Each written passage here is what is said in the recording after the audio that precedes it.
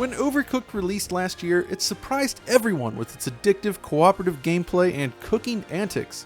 It's a great little game, one that felt like a perfect fit for the Nintendo Switch.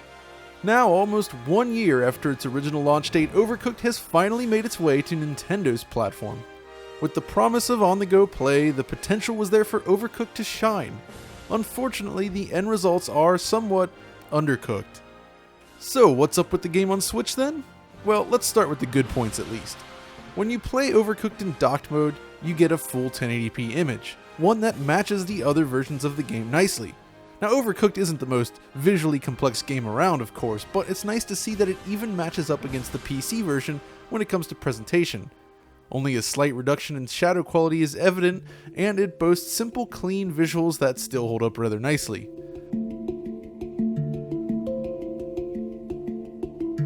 Jump over to portable mode then, and we see a native 720p, which looks great on the Switch's LCD.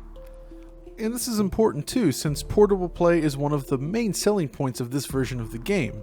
Clearly though, whether you decide to play it on the TV or on the handheld, the image quality is quite good. There's little doubt then that the visuals on the Switch are completely intact here. On top of that, the game makes nice use of the HD rumble feature, which works rather well when chopping ingredients. So the basic feature set on Switch, it's pretty good, right? Well, unfortunately, things trail off rather quickly. You see, Overcooked on Switch currently suffers from some fairly serious performance problems. It basically never runs at a consistent frame rate. What's worse, there are two separate issues here that sap away any fluidity you might have hoped for. The most noticeable problem lies in frame rate drops. While Overcooked targets 30 frames per second, it spends the overwhelming majority of its time well below that level. In fact, most of the game is played at roughly 23 to 24 frames per second. That sounds pretty cinematic on paper, but for a fast action game, especially one that's still outputting at 60 Hz, it's not really a good fit. Only in very select instances do we see results that come close to hitting 30 frames per second. While the gameplay seems relatively simple then, the fact is that Overcooked is a very fast-paced game which requires precision movement to trigger the actions. At a higher, more stable frame rate, it feels great to play, fast and responsive. It's easy to quickly juggle tasks and earn those stars. On Switch, however, the inherent jerkiness interferes with this aspect of gameplay and it becomes much more difficult to smoothly transition between different jobs. Picking ingredients from the bin is easy enough, but targeting them and engaging with them really isn't. That's kind of the main issue here then. The gameplay just is not smooth enough. And this is just during normal gameplay. When your kitchen starts on fire or things kind of get out of control, the frame rate just continues to drop. This type of slowdown we're seeing here in this area, for instance, definitely suggests that the GPU is the limiting factor here. Perhaps a lower resolution might actually help win back some of the performance.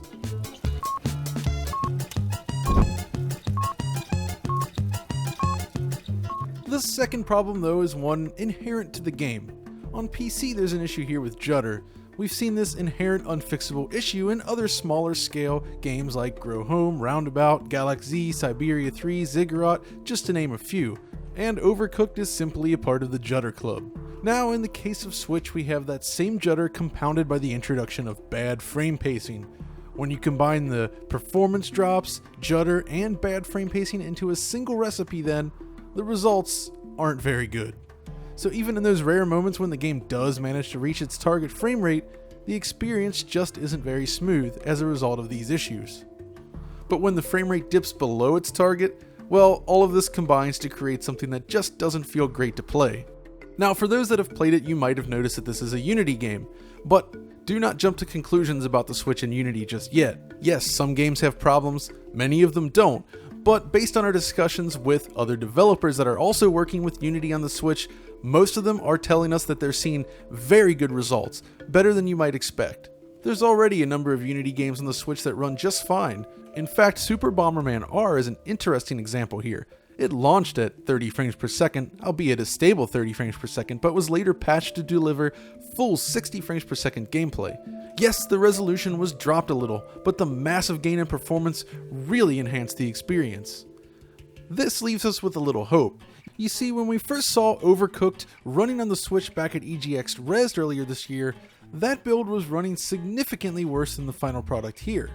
I mean, that's often true with early software, of course, but we're talking results that appeared 50% slower than the final game, like 15 frames per second or worse slower. It was very choppy. Keeping that in mind then, we've already seen a pretty significant jump. Now, that doesn't mean the end results here are acceptable yet, but the development team is fully aware of the performance problems in the game and are working to improve things further. It's a small team after all. Now, we don't have a lot of hope that the frame judder issue will be corrected here, but we can at least hope that Overcooked will eventually reach a stable 30 FPS on Nintendo's system.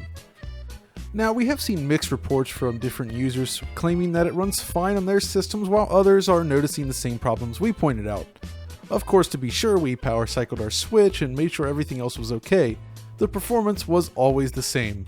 Without seeing these other examples though, it's hard to say, but it's just as likely that some folks are simply less sensitive to frame rate drops. Another aspect worth mentioning are the loading times. In our experience, loading isn't blazing fast, but it's not bad either. But, as with other Switch games, keep in mind that loading is always going to be fastest from the internal storage rather than via an SD card. So that's really where we're at right now. Overcooked on the Switch isn't in a great spot, but the potential is still there. If the development team can correct and improve upon these issues, this could wind up being a great version of the game, but for now we'd recommend looking towards the other releases for your Overcooked fix. That's all for now though. If you enjoyed this video, be sure to like, subscribe, and follow us over on Twitter, and until next time, this is John signing off.